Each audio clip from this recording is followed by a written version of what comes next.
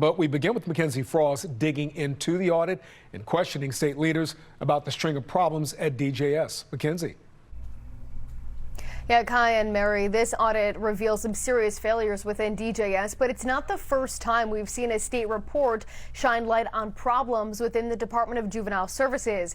And once again, we're hearing renewed calls for the resignation of DJS Secretary Schiraldi. Inadequate background checks, unchecked overtime, mismanaged supplies, improper contracts, all things uncovered from the latest audit of the Department of Juvenile Services.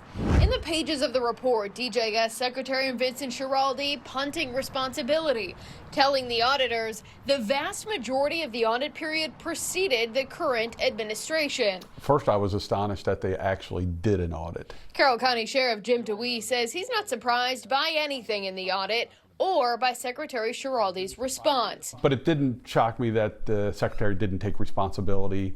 In his typical fashion, he defers it to the previous administration. It's time to take responsibility for the inactions of the audit. The audit comes on the heels of another scathing report. The audit is just the tip of the iceberg for that organization. It's a horribly mismanaged part of state government. In December, a state audit found a lack of oversight and accountability measures from DJS to track performance metrics for the programs it sends kids to under its supervision. The audit sparking lawmakers to pepper Secretary Schiraldi with questions about how he's running the agency, tasked with helping to protect the public and rehabilitate juvenile offenders. And I think you can only fix this stuff if you address it head on and have an honest conversation. You're checking all the bureaucratic boxes. Despite the visible frustration from some lawmakers, if someone does something bad and then does it a second time, most people would say, yes, that person has recidivated. You don't have any numbers to support that. the General Assembly did not pass any legislation surrounding juvenile crime this year. But he always speaks in circles when he goes to speak with legislature. But quite honestly, I've really never seen them hold him completely accountable. You can tell they're aggravated by his responses, but they never really hold him accountable. But that frustration didn't result in any sort of change or calls for action. Was that a missed opportunity for them? I think it's politics. I don't think it's a missed opportunity. I think it's strictly politics. But the audits are not the only way we've learned about issues within DJS. Fox 45 News uncovered more juveniles were under supervision than the agency previously reported. In October 2024, Fox 45 News learned there were actually two different types of monitoring for young offenders: community detention electronic monitoring and GPS monitoring. In response to our questions, DJS confirming the difference and telling us, "I think we can do a much better job educating about who the kids are on the various levels of supervision, why they are on those levels, and what we do in response to providing supervision." We kept digging. Fox 45 News later learning just how short-staffed some DJS facilities are. As caseloads increased, DJS staffing decreased. And an administrator at a facility in Western Maryland sent an email about a dangerous environment, writing, "I don't know what more staff can do at this time. We have youth who do not feel safe, and also some staff feel the same way."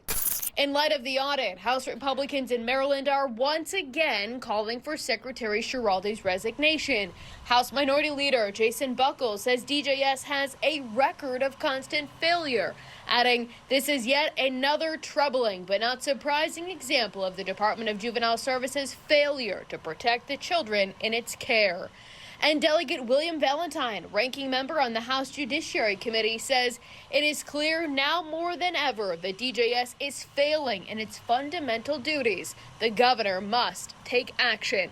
In the past year, we've repeatedly asked Governor Westmore about him standing by Secretary Schiraldi. He plans to stay on the job as long as he has your support. Does he have your support right now? He's still on the job right now. I'm really proud of the results. I'm really proud of what the data is continuing to show us, and I don't get involved in the partisan talking. DJS doesn't have the accountability measurements for some of the performance outcomes for the programs that it's sending these juveniles to, though. So how can you be confident that DJS is actually providing the level of services necessary? Well, I can tell you that there has been a very real increase in the way you do accountability within DJS. But back to the question about Vinny Schiraldi, how long are you willing to stand by him to lead that department and ensure that that accountability is in place? I mean, DJS is still a department that needs significant reform. I know that being able to focus on making sure our communities are safe, being able to make sure that we're focusing on providing the right supports for our young people is something that I'm not going to back away from.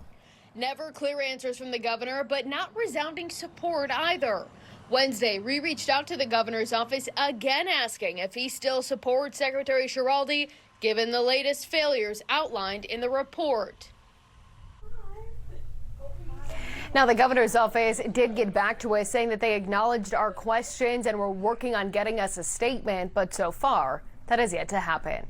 When it does, we'll bring it to you. Live in the newsroom, Mackenzie Frost, Fox 45 News. Hey, I'm Mackenzie Frost. Thanks for watching. Don't forget to like this video and subscribe to our channel. Check out Fox Baltimore on all of our social media pages for more videos just like this.